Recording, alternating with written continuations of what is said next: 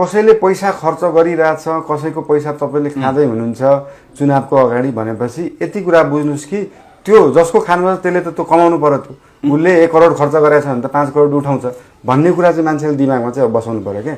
5 वर्षभरि मलाई चल्ने पैसा त कुनै नेताले दिनेवाला छैन भनेपछि त्यो पैसाले चाहिँ 5 वर्ष दुःख पाइन्छ भन्ने कुरा चाहिँ माइन्डसेटमा चाहिँ मान्छेले राख्नु पर्यो। साँच्चीकै आफू बस्ने, आफ्नो छोराछोरी बस्ने, आफ्नो परिवार चाहिँ राम्ररी बस्ने वातावरण चाहिएछ भने चाहिँ यसपालि सक्षम व्यक्तिलाई दिनु पर्यो भोट, मलाई नै दिनुपर्छ भन्ने नि छैन।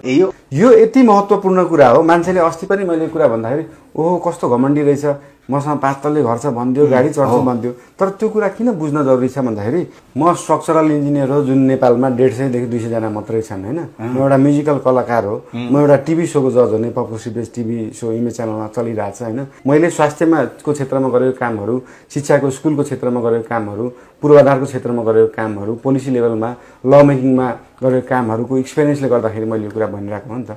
मैले पढेर मात्रै भनेको होइन, त्यो सम्बन्धी काम गरेर मैले यो कुरा अनुभव चाहियो। हजुर अनुभव छ। 100औं वर्ष 1000औं वर्ष पुरानो जुन हाम्रो सभ्यता सम्पदा छ त्यसलाई नजोगाइकन हामी विकासमा चाहिँ जान सक्दैनौँ। नेवा भनेको जात होइन, नेवा भनेको समुदाय हो। पार्टी सिस्टम नै यस्तो छ कि त्यहाँनिर पार्टीले भनेको कुरा पार्टीको एउटा संयन्त्रको लागि काम गरिदिनै पर्छ। त्यही भएर चाहिँ स्थानीय सरकारमा चाहिँ जो व्यक्ति आउँछ त्यो चाहिँ स्वतन्त्र भयो भने उसले कुनै पार्टीलाई फेभर गर्न पर्दैन अथवा अर्को कुनै पार्टीलाई विरोध पनि गरिदिन पर्दैन।